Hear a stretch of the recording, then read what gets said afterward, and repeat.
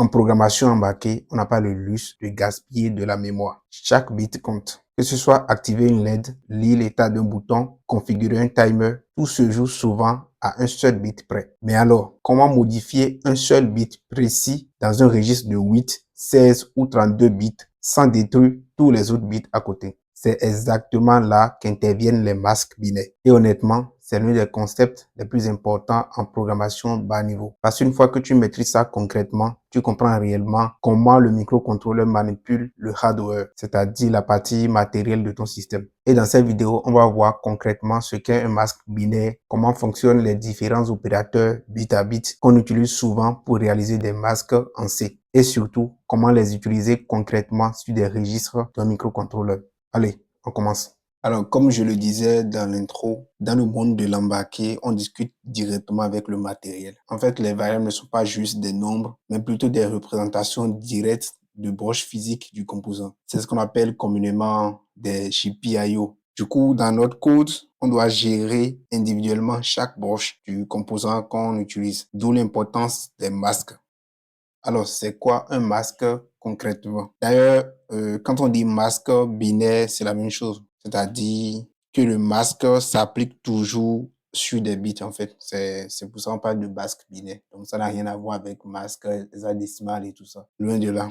Donc, un masque, c'est une valeur spécifique qui est souvent stockée dans une constante ou dans un macro. Si vous faites déjà du C, vous savez ce que je mets dans macro. Et du coup, il est utilisé pour isoler, modifier ou tester certains bits d'une variable donnée, tout en ignorant ou en préservant les autres bits de la même variable. Variable qui sera très souvent un registre du microcontrôleur dans notre cas. Vous voyez le masque tout simplement comme un genre de pochoir quand on fait de la peinture. Si on veut peindre uniquement une zone donnée, on court le reste. Et en programmation, le masque va nous permettre de filtrer les bits qui nous intéressent. Voilà, je pense que j'ai été assez clair à ce niveau. Donc, pour manipuler les masques en programmation, il nous faut des opérateurs qu'on appelle les opérateurs bit à bit. Du coup, on a le masque E ici qui est le masque E binaire. Et son rôle ici, c'est d'évaluer si les deux bits sont à 1. S'il y a au moins un bit qui est à 0, le résultat donne 0. Donc, pour avoir 1 à la sortie, il faut que les deux bits soient nécessairement à 1. Ensuite, on a le masque OU. On a l'opérateur OU, excusez-moi. L'opérateur OU en C. Et lui, comment il fonctionne? Il évalue à 1 si au moins un bit, un des deux bits est à 1. Vous voyez ça comme un circuit en dérivation. Si vous avez déjà fait de l'électronique ou de l'électricité, vous voyez ça comme un circuit en parallèle. Ensuite, on a l'opérateur OU exclusif qu'on appelle le OU exclusif ou bien le sort en anglais. Et lui, son rôle, c'est de faire quoi? C'est d'évaluer à 1 si les deux bits sont différents. Dès que vous avez 0, 1 ou bien 1, 0, il vous met 1 sur la sortie. Ensuite, on a l'opérateur non binaire, le NOT. Ça, c'est très simple. Lui, il inverse tous les bits. Il fait un complément à 1 des bits, en fait. Ces deux opérateurs-là, les opérateurs de décalage, je vais un peu plus expliquer ça dans la suite de la vidéo. Bah bon, c'est sur cette diapo. Du coup, le décalage, c'est quand on a 8 bits comme ça et qu'on veut faire le décalage, il suffit de, à gauche ici, vous précisez le nombre que vous voulez décaler. C'est-à-dire, c'est 1 parce que ça ne sert à rien de décaler 0, quoi. À droite, vous précisez le rang du bit par rapport au registre. Donc, si on a un registre de 8 bits ici, par exemple, là, le rang est 0. On va de 0 jusqu'à 7. Donc 0, 1, 2, 3, 4, 5, 6, 7. Donc là, ça ne change pas grand-chose. Ce qui serait intéressant, c'est de décaler le bit, par exemple, de 3 rangs à gauche. Donc là, vous avez ça ici au début. Vous décalez 1, 2, 3. Faites vraiment attention, ne comptez pas 1, 2, 3 comme ça. Quand on est en logique ou bien en microcontrôleur, on parle toujours de 0, 1, 2, 3. On commence toujours par 0. Du coup, c'est pareil ici pour le décalage jusqu'au rang 7. C'est pareil pour le décalage à droite également. Donc, si vous êtes ici, vous voulez décaler à droite, c'est pareil. C'est le même principe. Donc, la syntaxe, c'est ça. Donc, vous précisez si vous avez un registre ou bien si vous avez un port, vous précisez le numéro de la pin 5. Qu'en est-il de la méthode traditionnelle ou bien la méthode statique? C'est-à-dire, on convertit directement, vous voyez le nombre qui est ici, le nombre qui correspond à ce décalage, on convertit ça en hexadécimal. On affecte ça directement au registre qu'on veut manipuler. Je vais faire une application, je vais faire une ou deux applications d'un cas concret de microcontrôleur 8 bits à la fin de la vidéo. Donc, vous allez mieux comprendre ce concept. Quand on parle de masque, il y a généralement 3 opérations ou 4 maximum qu'on qu'on fait souvent sur les masques. La première opération, c'est de forcer des bits à 1. Donc, ça se fait avec l'opérateur OU. On a l'état initial du registre. Supposons que dans le registre, on a ces bits-là qui sont comme ça dans le registre. Et là, on veut activer le bit 3. On veut forcer le bit 3 à 1. Ça peut être peut-être allumer une lampe qui est branchée sur le port 3, quelque chose du genre. Donc là, qu'est-ce qu'on fait? On applique ce masque-là au registre. Et là, qu'est-ce qu'on a? L'opérateur OU qui fait quoi? On a dit que quand au moins un des deux bits est à 1, ça veut dire qu'on a directement 1 en sortie. Donc ici, on a 0, 0, on a 0, 1, 0, 1, 0, 0, 0, 0, 1, 1, et ainsi de suite. Et qu'est-ce que vous constatez pour le résultat ici? Regardez ce résultat-là par rapport à l'état initial du registre. Qu'est-ce qu'on constate? On constate qu'on a uniquement changé le bit 3. Donc, vous voyez qu'on a ciblé précisément notre bit avec juste l'opération de masquage ou la syntaxe c'est registre. C'est-à-dire si c'est le port 5, par exemple, vous écrivez port 5, vous devez descendre dans la datasheet du composant pour savoir quel registre vous voulez toucher et vous appliquez le masque. Vous appliquez le masque. Si c'est un décalage au niveau du bit 3, vous appliquez ça ici. Ou vous pouvez utiliser la syntaxe là. Le masque ici, vous convertissez ça en hexadécimal, comme j'ai montré tout à l'heure. Mais pareil, vous allez voir ça en application tout à l'heure à la fin de la vidéo. Deuxième opération, c'est le forçage de bit à 0. Alors ça peut paraître un peu compliqué au début, mais il n'y a rien de compliqué là. Qu'est-ce que vous faites? Vous avez votre masque là. On est avec le bit 3 ici. Donc là, vous inversez d'abord le masque des 0 qui se transforment en 1 et les 1 qui se transforment en 0. Maintenant, vous prenez le masque inversé et vous appliquez l'opérateur OU à l'état du registre initial. Donc, qu'est-ce que ça va faire? Lui va ramener à 0 le bit ciblé. Donc, si c'est le bit 3 par exemple ici, vous voyez que vous avez déjà inversé votre masque qui est à 0 ici. Donc, à chaque fois que lui rencontre 0 parmi un des deux bits, lui va ramener directement ça à 0. Ce qui n'affecte pas du tout, encore une fois, les autres bits. Parce que ici, si vous avez déjà 0 ici, là, lui va vous afficher 0 ici. Si vous avez 1, il faut que les deux bits soient à 1 avant qu'on ait 1 sur la sortie. Quand vous regardez le résultat ici et vous comparez par rapport à l'état initial du registre, vous allez voir que c'est uniquement le bit 3 qui a changé là. La syntaxe, c'est ça, c'est tout simplement ça. Donc, vous faites ça, vous mettez le masque ici et vous appliquez l'inversion avant de l'affecter au registre.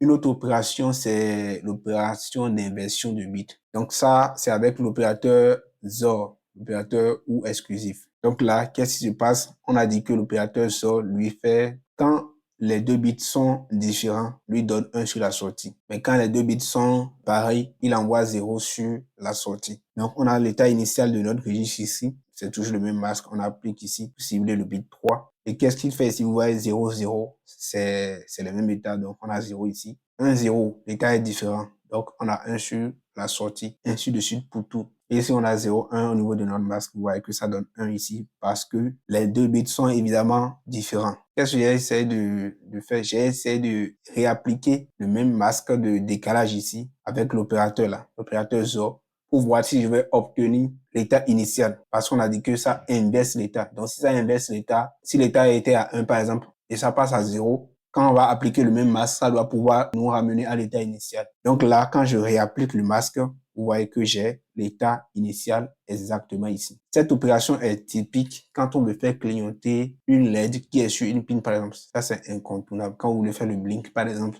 quand vous faites digital writer, high, digital writer, low sur Arduino, là. C'est ça qui se passe derrière. Du coup, la syntaxe, c'est ça. Si vous voulez faire clignoter, vous appliquez le masque pour peut-être 5 secondes et après vous réappliquez le même masque pour 5 secondes, quoi. Donc, vous clignotez.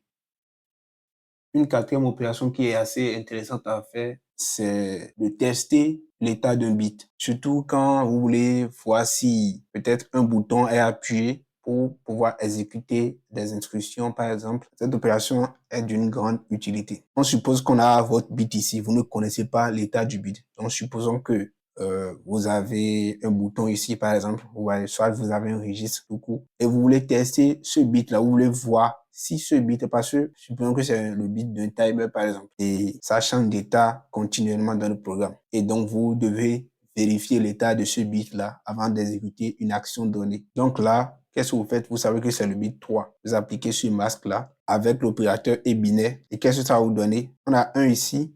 Si vous avez 0 ici, ça veut dire quoi? Ça veut dire que le bit ici était à 0, évidemment. Si vous avez 1 ici, ça veut dire que le bit ici est forcément à 1. Donc, c'est ça que j'ai mis ici. Le résultat va valoir 0,8 en hexadécimal. Donc, si vous avez 1 ici, on dit ça en hexadécimal, ça donne 0,8. Si vous voulez tester, par exemple, vous pouvez mettre if si le registre là égale à 0,8, exécuter telle instruction. Si vous voulez exécuter une instruction quand ce bit-là est à 0, il suffit de mettre if le nom du registre égale à 0, 0 ici, exécuter telle instruction. On va voir quelques cas pratiques. Je vais utiliser un microcontrôleur qu'on avait déjà utilisé en cours. C'est le C, c'est un microcontrôleur 8 bits, donc c'est le C80 51 de Scilab, Silicon Lab. Donc, on a parlé tout à l'heure de port, par exemple, pour allumer une lampe et tout. Donc, le port, c'est les registres. On vient dans les registres ici parce que vous voyez que la datasheet, c'est 335 pages. Et si vous voyez ça et ça vous fait peur, bon, j'ai fait une vidéo sur le sujet, hein, comment lire une datasheet. J'ai fait une vidéo sur le sujet si ça vous intéresse. Elle est toujours disponible sur la chaîne. Du coup, là, le microcontrôleur a 3 ports, je pense. 3. Le port, oui, le port 0, le port 1, le port 2. Du coup, nous, on va utiliser, par exemple, le port sur liste du port 1, en fait. Port 1 output mode pour pouvoir, parce que quand on va vouloir allumer des LED, par exemple, on doit les brancher sur la sortie, en fait. Donc là, bien sûr, ce registre-là, vous voyez comment ils ont représenté le registre dans la datasheet. Le registre est de 8 bits, évidemment, de 0 à 7. Quand vous voulez appliquer des masques, là, vous devez forcément descendre dans la datasheet, en fait, pour savoir quel est le nom du registre exact. Donc, ici, sans plus tarder, on va essayer de mettre à 1 le bit 3, par exemple. Supposons que notre LED, elle est branchée sur la broche 3 du port 1. Donc là, supposons qu'on a notre port là. 1, 2, 3, 4, 5, 6, 7. 0, 1, 2, 3, 4, 5, 6, 7. Donc, on a nos 7 bits qui sont ici, qui sont initialement à 0, 0, 0, 0, 0, 0, 0, 0 ici. Parce que par défaut, vous voyez au niveau du reset, tous les bits sont à 0 par défaut ici. Et ici, qu'est-ce qu'on nous dit ici? Tiens, 0 à 6. Ils ont donné les informations sur la configuration ici. Quand vous mettez ça à 1, ça veut dire que vous configurez le port et le bit là en push-pull, c'est-à-dire vous le mettez à 1, vous l'activez. Quand c'est à 0, c'est en open join. Ici, ils ont dit que le bit 7 n'est pas utilisé. Donc, si vous branchez quelque chose là, ça ne va jamais marcher. Donc, c'est pour cela il faut descendre dans la datasheet pour éviter des problèmes bizarres. En programmation, il n'y a jamais de la magie. Si votre code ne marche pas ou bien ça ne fonctionne pas, vous avez l'impression de tout faire et que ça ne fonctionne pas, c'est que vous n'avez pas bien fait les choses. Donc, qu'est-ce que nous veut faire ici? Nous, on veut mettre notre bit 3 à 1. Donc, qu'est-ce qu'il faut faire ici? Tout simplement, d'abord, on met 1 ici. Donc, on va avoir ce résultat-là dans le registre. Donc, on veut écrire ça dans le registre sans toucher aux autres bits. La personne veut mettre du courant uniquement sur notre broche 3 du port. Donc ici, qu'est-ce qu'il faut faire? On a vu tout à l'heure le masquage ou avec l'opérateur ou qui nous permet de paramétrer des bits à 1 directement. Donc ici, qu'est-ce qu'il faut faire? Il faut mettre le nom du registre là. Le P1MD out. Donc, il faut prendre ce registre là et l'affecter la valeur qui est ici. Donc ici, on a vu, si on va utiliser notre opérateur de décalage, on va utiliser ça. On va décaler vers la gauche jusqu'à atteindre le bit 3 ici. Donc, on applique le masque là au registre là, ce qui nous permet d'avoir 1 sur notre sortie. Si vous voulez, vous pouvez convertir. C'est la méthode statique dont je parlais tout à l'heure. Par exemple, moi, mon prof en cours, il n'utilise jamais cette méthode-là. Je ne l'ai jamais vu utiliser l'opérateur de décalage. Donc, lui, il convertit souvent ça en hexadécimal. Donc, ici, ça veut dire qu'on a fait directement la valeur qui est ici. En fait, si vous convertissez 1000, ça fait combien? Ça fait 8. Ça fait 8 en hexadécimal. Donc, si vous écrivez ça dans ce registre-là, avec l'opération-là, ça vous fait exactement ce qui est ici. Vous obtenez exactement le résultat qui est ici, en fait. Donc, ça veut dire que là, ça nous permet d'allumer la LED, par exemple, ici. Pareil, si vous voulez éteindre la LED, il suffit d'appliquer le masque qu'on a vu tout à l'heure là. Le masque et non. Donc, PND out, vous appliquez le masque là. Et comme ça. Donc, vous appliquez le masque là, vous l'inversez avant de faire l'opération et logique avec le registre. Donc, ce qui va forcer ce bit-là à 0. Si le bit était déjà la LED était allumée, vous forcez ça à 0 pour l'éteindre maintenant. Qu'est-ce qu'il y a d'intéressant à faire encore maintenant? Voilà. Il y a quelque chose qu'on appelle le crossbar. C'est lui, en fait, qui va faire sortir du courant sur vos broches. En fait, c'est une sorte de pont entre le microcontrôleur même et les ports et ses registres, en fait. Donc, c'est lui qui fait sortir du courant, notamment sur les broches. Quand vous faites votre programme, il faut toujours l'activer. Sinon, vous pouvez tout faire, votre code va marcher correctement, mais la partie matérielle ne va jamais marcher. Donc, que c'est le ISBL de crossbar. Bon, on va prendre le registre tout. Oui, c'est ça. Donc, vous voyez ici, c'est pareil. Il y a également, c'est un registre de 8 bits. Mais ici, on a des bits de 0 à 5 qui ne sont pas utilisés, donc qui ne sont pas connectés. Ça a 2 bits ici qui sont utilisables. Il y a le bit Wexpop et le bit ISBAR. Donc ici, ce qui va nous permettre d'activer le crossbar, c'est le bit ISBAR. Cross disable, cross enable ici. Ici, c'est le bit numéro 6. Donc, il suffit de mettre le nom du registre ISBR, ISBR2. Donc, vous voulez l'activer, donc vous appliquez le masque avec l'opération OU. Je mets 3. C'est 6. Le bit 6. Donc, si vous faites ça, ça veut dire que vous avez activé votre crossbar. Pareil, vous pouvez utiliser la notation hexadécimale, la notation statique comme ça. Moi, je trouve que ça, c'est plus dynamique. Vous voyez, c'est pas trop besoin de te casser la tête pour convertir ce qu'il y a ici. Par exemple, on doit avoir dans le registre là, on doit avoir, il y a trop de rouge. Je vais utiliser du noir ou du bleu même. On doit avoir 0, 1, 0, 0, 0, 0, 0. Donc, on doit avoir ça dans le registre ISBR2, comme ça, pour pouvoir activer notre crossbar. Évidemment, sans toucher à nos autres bits comme ça. C'est pour ça qu'on utilise cet opérateur-là pour le faire. Donc ça, on peut le convertir en hexadécimal. Bon, si on veut, on peut toujours utiliser le binaire. Je crois qu'il suffit de préciser 0B au début et mettre ça comme ça. Comme ça. Je crois que ça aussi, ça passe. Maintenant, si vous voulez faire de l'hexadécimal, la méthode qui est très souvent utilisée, d'ailleurs, il suffit de convertir ça en hexadécimal. Donc ça, je crois que je ne connais pas. Attendez, je vais convertir ça rapidement. Calculatrice.